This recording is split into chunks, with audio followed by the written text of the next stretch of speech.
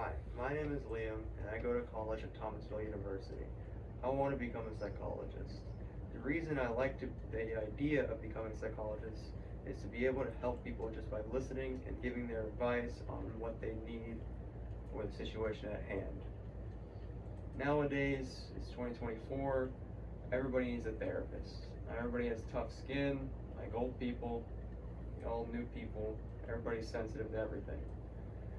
So you can either have big problems, little problems, or they just need you to tell about their day. Doesn't matter what it is, I'll just listen. It's cool. It's interesting.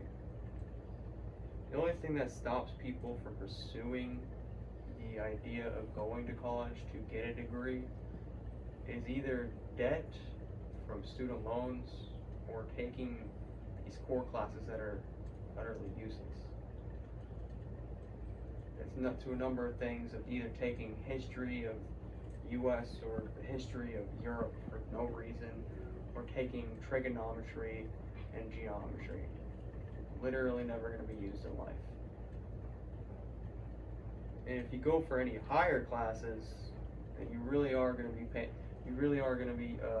taking out so many student loans that the interest is going to get so high over time, and you're going to be paying for it for the rest of your life. Doesn't matter what job you have, you can be rich and still be paying off the interest of anything.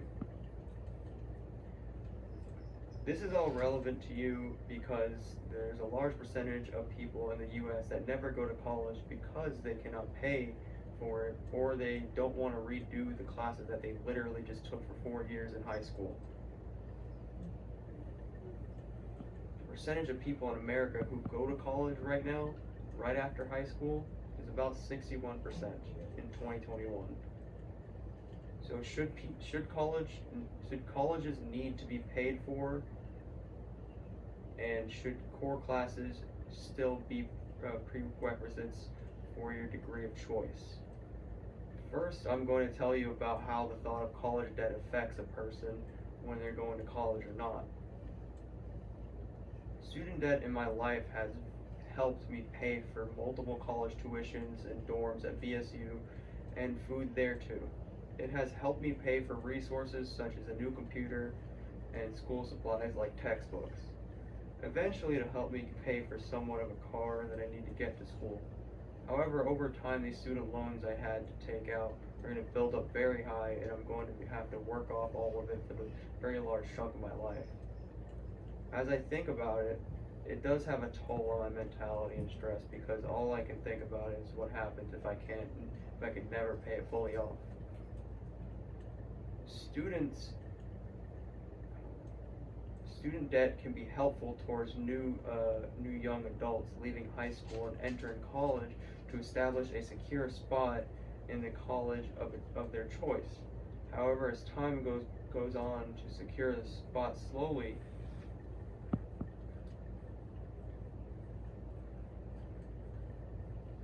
establish a secure spot, a college of their choice.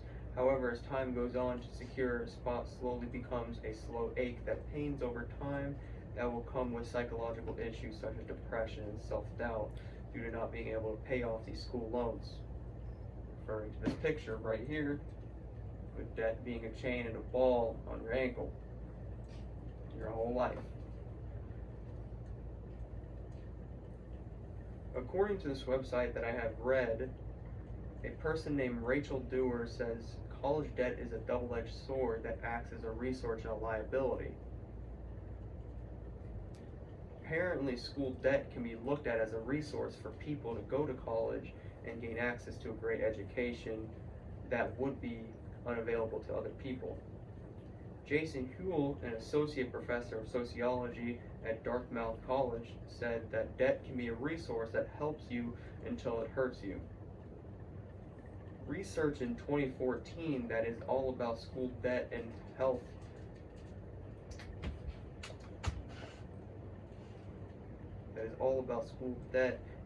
support was written by Katrina M.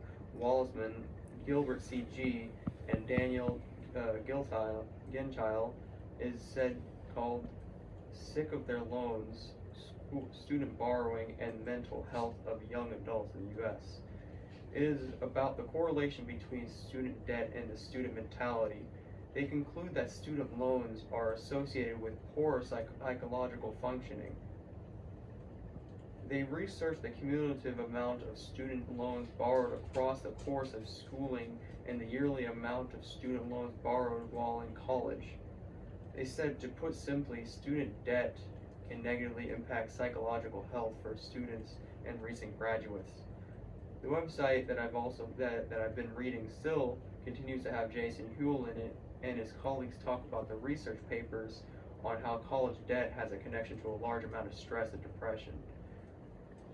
They researched the relationship between student debts and cardiovascular health in the ages of 35 and 49. They say student debt attenuates the health benefits of college completion and the socioeconomic advantages of four-year credentials. To say in simpler terms, the research they have shows having a college degree goes with certain socioeconomic and health benefits like better employment opportunities and better health care. But as debt goes higher, those benefits go down. For those who went to college in debt-financed higher education, student debt may have a longer-term, healthier consequences and faster psychological damages, though. Now that I have told you about how college debt can affect a person's thought on going to college, I'm going to inform you about how taking core classes might feel useless to people and making them not want to go to college, or the opposite. When I went to college, in my experience, after taking all my core classes that I had to take, I realized basically all those classes that I took, like all the math classes, or U.S. history, or economic classes, were all going to be useless to me in my life. When I am ever going to use trigonometry, or knowing the history of the Industrial Revolution of the U.S. going to help me ever taking care of a patient who is seeking help for their severe depression and suicidal tendencies? To me, core classes have a big hand in making people not want to go to college, are in a way of money for the first 2 years, a waste of money for the first 2 years of your college years.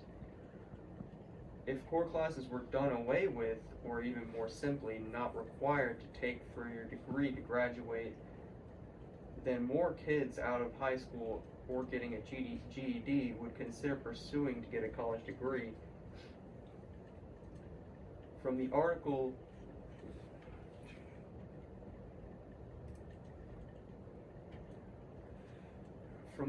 students who attend college have to take 11 general education classes, and those classes are math, analytical reasoning, biology classes, physical sciences, history classes, English classes, etc. Elise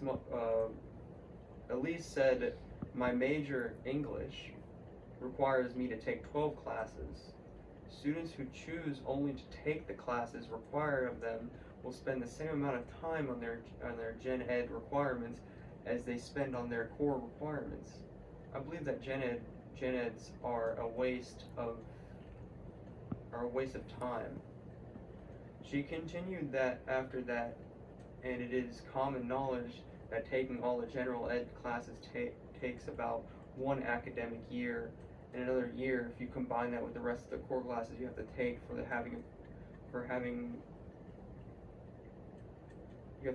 your curriculum. As you can see, this shows that not having core classes would save you time and money if 2 years was not needed for those classes. For information, my tuition for Thomasville University is somewhere around $11,000 per year, so I would save $11,000 of debt. Throughout the article, it says about how making these classes not required, at least for all students, would help out a lot. It also talks about how these classes would only be helpful towards new college students who have no idea what they want to major in. For the rest of the students that already have their dream job chosen, it just does not help at all. Elise says that students should not be forced to choose from all these classes that are basically high school classes retaken. She also says, As a result, this may potentially lessen their ability to engage in their major classes and even lead to a lower GPA due to the lessened availability of time spent on those classes. After all of that, this is all to show if school debt and core classes affect if a person wants to go to college or not.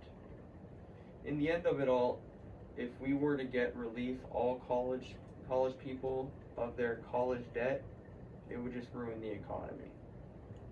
And getting rid of those uninteresting core classes, like all the math classes people do not like doing, or for me, it's the boring English classes and social studies classes I had to take, would definitely increase the number of people to join college somewhat.